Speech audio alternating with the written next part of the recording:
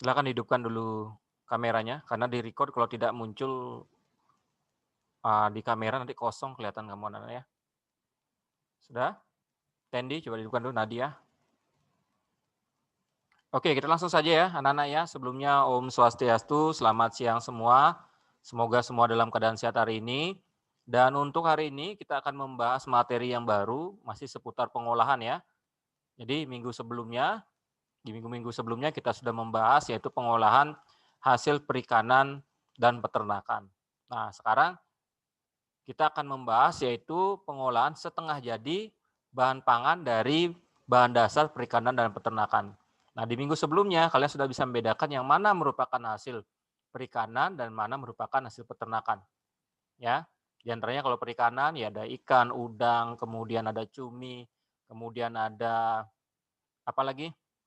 Untuk yang perikanan ada rumput laut, kemudian kalau peternakan ada dari hewan berkaki 4 dan dari unggas. Ya. Dan sekarang untuk materi ini Bapak tekankan, jadi di sini kita akan mengamati kenapa bahan pangan ini harus diolah menjadi bahan pangan setengah jadi. Ya, maksudnya apa sih bahan pangan setengah jadi? Nah, jadi jika diperhatikan anak-anak, ketika misalnya daging kemudian ikan, kalau kita taruh atau tempatkan di suatu tempat dengan jangka waktu yang lama, terjadi apa? Gimana Wesley? Kalau misalnya daging atau ikan ditaruh saja dengan jangka waktu yang lama dari pagi misalnya sampai sore sampai besoknya yang terjadi apa? Busuk. Ya, akan mengalami yang namanya pembusukan. Ya, tentunya hasil bahan pangan ini akan rusak. Jadinya apa? Misalnya kalau orang tua kalian memberi daging atau ikan, biasanya kalau misalnya dipakai atau digunakan besok itu akan ditaruh misalnya di freezer. Dan yang paling penting di sini, nah hasil bahan pangan ini diolah menjadi bahan pangan setengah jadi. Nah, yang mana? Nah, seperti tadi, tujuannya adalah supaya bahan pangan ini bisa disimpan dalam jangka waktu yang lama. Ya, itu tujuannya ya.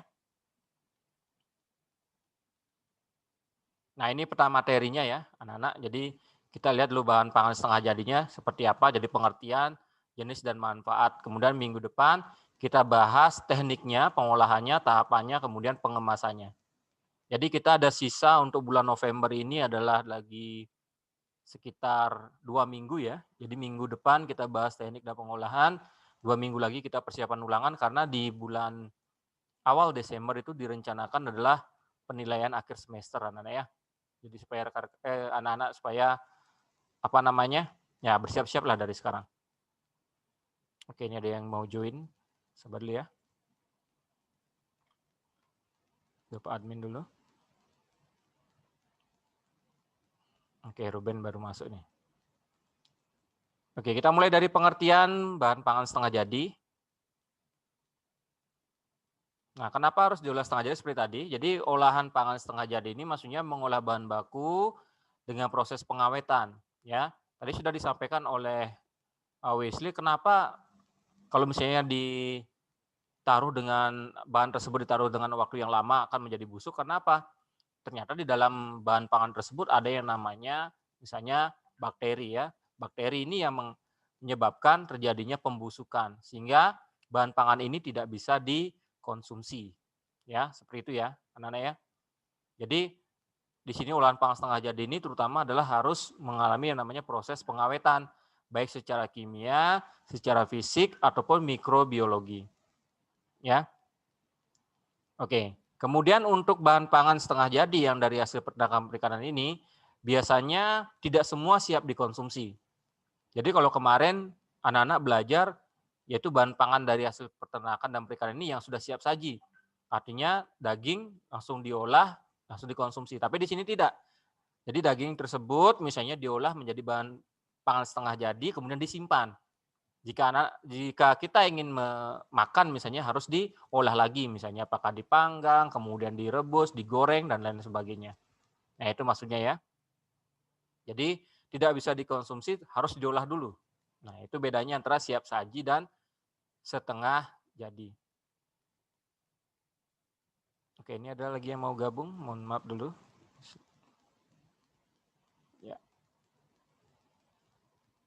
Nah, sekarang keuntungannya apa? Kalau sudah diolah menjadi yang setengah jadi, ini tentunya yang pertama apa? Nah, dapat dikemas menjadi lebih ringkas ya. Jadi kalau daging sudah dipotong-potong, misalnya dipilet atau dipisahkan antara daging dan tulang, itu namanya filet. Kemudian ditaruh di kulkas, misalnya dipakai seminggu kemudian juga bisa, ya. Kemudian menghemat ruangan dalam penyimpanan. Selanjutnya mengurangi biaya dalam penyimpanan dan tentunya di sini adalah bahan pangan ini menjadi tahan lama dan lebih kuat di cuaca dingin ataupun panas. Ya, biasanya secara sederhana cara pengawetan yang paling gampang itu adalah dengan teknik secara fisik. Nah, secara fisik itu apa? Kalau di kelas 8 kemarin sudah Bapak jelaskan ya. Pengolahan secara fisik itu yaitu pertama bisa dengan menggunakan suhu yang tinggi, kemudian suhu yang rendah, ataupun dengan menggunakan teknik pengeringan. Teknik pengeringan, kenapa harus dikeringkan? Ternyata di bahan olahan ini mengandung yang namanya kadar air. Jadi dikeringkan itu artinya apa? Mengurangi kadar air. Terus apa bedanya antara dengan suhu tinggi atau dipanaskan, ataupun dengan suhu rendah atau ditaruh misalnya di freezer. Nah, suhu tinggi itu maksudnya apa? Kenapa harus digoreng, Pak? Kita kok nggak makan mentah saja misalnya. Nah, ini terutama kalau dengan suhu tinggi ini tujuannya adalah untuk mematikan ya bakteri ya, yang bisa menyebabkan pembusukan tersebut dimatikan. Sedangkan dengan suhu rendah, nah ini tujuannya adalah untuk menghambat pertumbuhan dari bakteri. Jadi dihambat pertumbuhan bakterinya sehingga bahan pangan ini menjadi lebih awet. Nah, itu tujuannya untuk yang setengah jadi. Nah, sekarang kita lihat dari beberapa hasil pangan dari peternakan dan perikanan itu diolah setengah jadinya seperti apa. Mungkin di sini beberapa bahan pangan ini sudah sering anak-anak makan ya.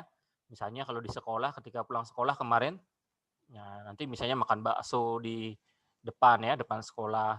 Ataupun kalau di rumah pengen makan misalnya atau jalan-jalan ke PP beli sosis bakar. Nah, ya gitu itu merupakan sudah salah satu contoh olahan setengah jadi dari hasil peternakan dan perikanan.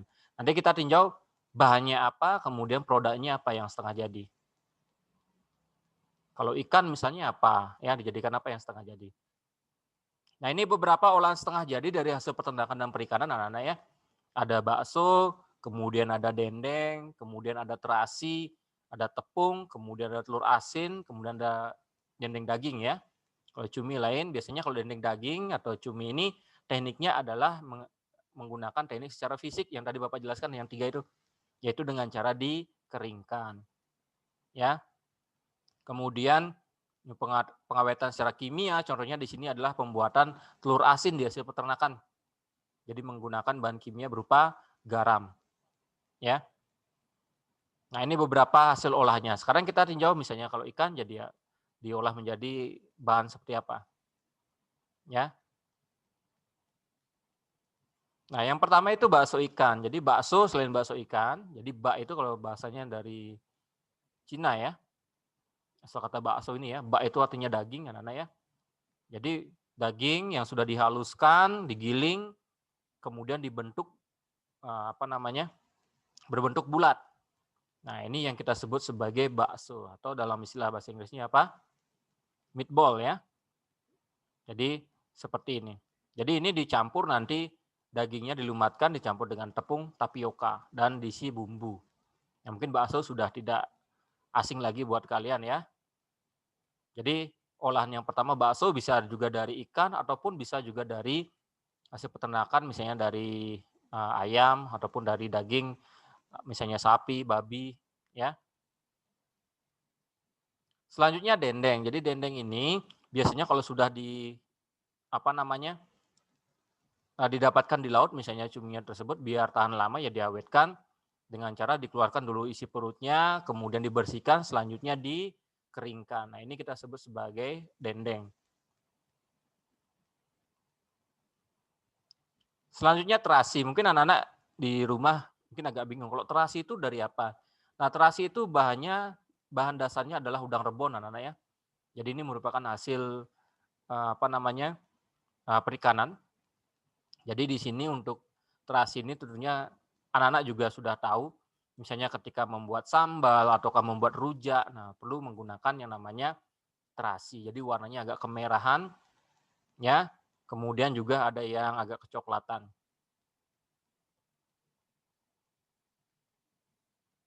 Selanjutnya yang dari rumput laut itu biasanya yang terkenal. Ini juga sudah sampai dibuatkan film ya. Kalau dulu ada yang apa namanya pengusaha yang dari Thailand itu, ya itu mengolah rumput laut menjadi lembaran tuh yang bisa digoreng. Ya kalau di Jepang kita kenal dengan istilah nori. Jadi selain dibuat apa lembaran, itu juga bisa rumput laut ini dibuat menjadi tepung rumput laut. Ya. Ini biasanya kalau di Jepang digunakan misalnya jadi olahan untuk sushi, ya. Nah, ini telur asin nih untuk yang dari apa peternakan ya. Jadi ditambahkan garam ataupun kalau teknik yang lain biasanya dimasukkan ke dalam cairan, diisi garam banyak, kemudian diisi bumbu. Ya. Nanti kenapa warna berbeda itu tergantung pakan dari itik atau bebek itu sendiri ya. Kalau misalnya dikasih udang, nantinya ujung-ujungnya akan telurnya itu akan berwarna merah untuk kuningnya telurnya itu ya. Berikutnya, nah ini dendengnya sama, dendeng daging dan dendeng yang cumi sama ya. Jadi dagingnya dipotong-potong tipis, kemudian apa namanya lemaknya dihilangkan, dibumbui, kemudian dijemur. Nah kemudian ada kornet. Nah ini mungkin agak apa namanya asing ya. Jadi kornet ini merupakan gilingan daging yang sudah halus, sudah diisi bumbu, kemudian dikemas dalam kaleng atau saset. Nah jadi seperti ini yang kornet ya. Berikutnya sosis, mungkin ini juga sudah tidak asing lagi. Jadi sosis ini itu olahan daging yang sudah dicincang, kemudian dibumbui, kemudian dibungkus menggunakan misalnya usus hewan ataupun kalau sekarang sudah menggunakan apa namanya kemasan yang lain. Ya, tekniknya juga bisa dengan cara diasap, nah bisa ya, atau dibekukan langsung.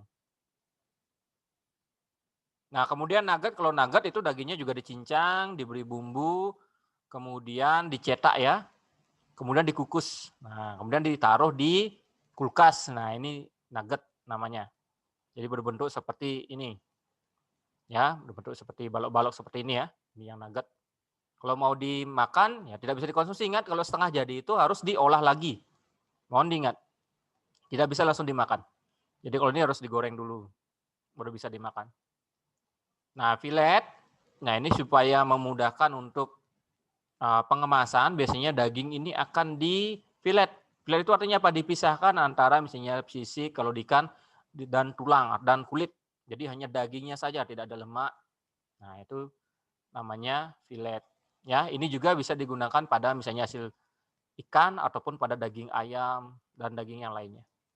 Ini biasanya kalau di sushi misalnya menggunakan filet ya.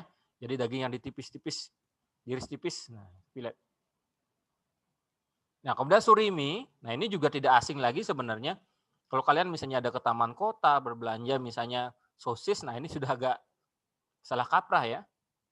Jadi yang di kalian makan itu misalnya yang isi apa namanya seperti sate sedikit, kemudian ada berbentuk yang lain-lain, nah itu namanya sebenarnya bukan sosis tapi surimi. Jadi daging yang sudah dilumatkan, kemudian dihaluskan berbentuk seperti pasta, kemudian dibentuk menjadi misalnya berbentuk bulat, ya, berbentuk pipih. Nah, itu namanya surimi. Ya. Nah, itu beberapa hasil olahan dari peternakan dan perikanan. Jika anak-anak ada yang belum paham, Bapak berikan waktu sekitar 2 menit karena Zoom Bapak sudah kembali lagi ke Zoom yang normal 40 menit. Ya, jadi sudah dibatasi lagi. Bapak berikan waktu 2 menit. Jika tidak ada pertanyaan sebentar, anak-anak bisa langsung mengakses Google Classroom. Itu sudah ada penugasan yang sudah Bapak berikan. Ya. Dan sebelum itu silakan tadi yang belum Bapak absen tadi rasanya Ruben. Ruben mana Ruben? Halo Ruben. Sudah masuk kelas ya Ruben ya?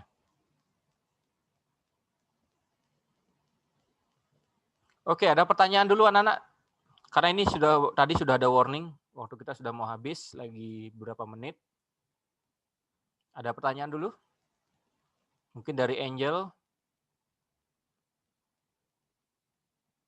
Gimana Angel?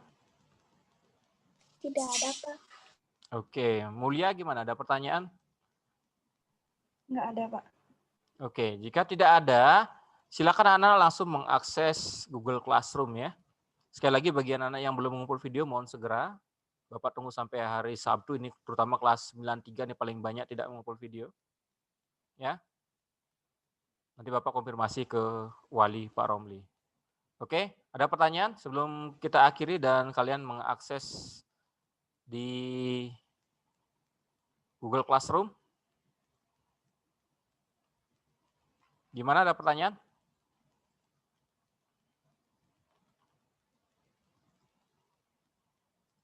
Bapak persilahkan. Tidak ya? Depi, ada pertanyaan, Pi? Atau Adrian atau Sata? Enggak, Pak. Tendi? Enggak, Pak. Oke, baik, jika tidak ada pertanyaan, mari kita akhiri untuk di Zoom meeting hari ini ya. Silakan langsung akses Google Classroom. Mohon jangan sampai terlambat karena nanti langsung dideteksi oleh sistem bahwa kalian terlambat mengirimkan penugasan. Baik video dan LKS, ada beberapa sudah Bapak periksa, kalau sudah terlambat berarti nilainya Bapak kurangi. Oke, baik, kita tutup untuk Zoom meeting hari ini dengan mengaturkan Parama Santi, Om Santi Santi Om, Assalamualaikum warahmatullahi wabarakatuh. Namo Buddhaya, salam sejahtera untuk kita semua. Terima kasih untuk partisipasi di kelas hari ini anak-anak ya. Semoga semua dalam keadaan sehat terus dan tetap jaga menerapkan protokol kesehatan COVID-19. Oke, selamat siang. Silakan langsung akses Google Classroom. Oke, bisa diakhiri ya. Bapak langsung live dari sini ya Nana ya, biar langsung ya. Silakan akses langsung Google Classroom. Baik, selamat siang semua.